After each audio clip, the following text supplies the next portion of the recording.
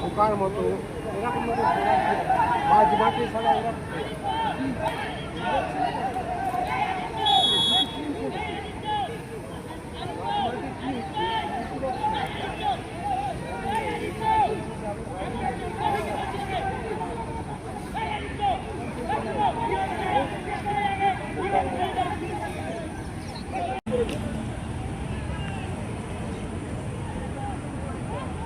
বাবা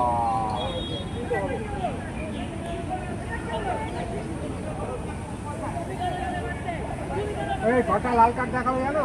চলো চলো না না ওদের ব্যাপার তো বুঝলাম, কিন্তু আমি মাঠে আছি, খেলা আয়োজন তোমার বন্ধ করে করবো। চলো চলো চলো চলো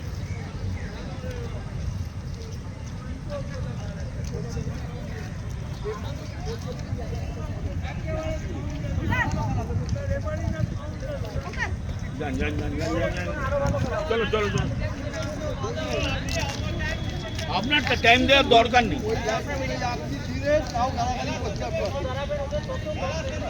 একদম দাঁড়াবে না সব সময় ম্যাচ খেলা হয়ে গেলে দাঁড়াবে না একদম।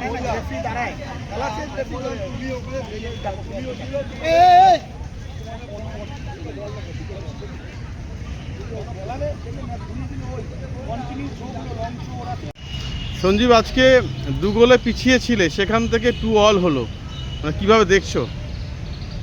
2 গোলে আমরা ডাউন ছিলাম ঠিকই, তো ম্যাচটা 2 গোল শোধ করার পরে 1 পয়েন্ট পেয়েছি, ভালো লাগছে। ম্যাচটা 3 পয়েন্ট থেকে 1 পয়েন্টে কোনো বাজে না।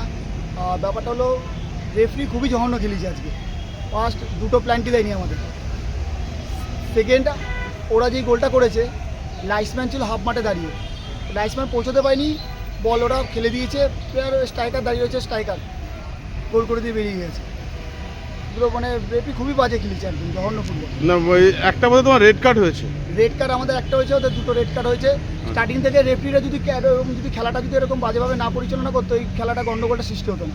রেফারি প্রথম থেকে স্টার্টিং থেকে লাস্ট পর্যন্ত খেলাটাকে এমনভাবে খেলিয়ে গেছে যে প্লেয়ারদের মধ্যে উত্তেজনা বাড়িয়ে দিয়েছে, যার জন্য লাস্টে এটা ঝামেলা হয়ে গেছিলো।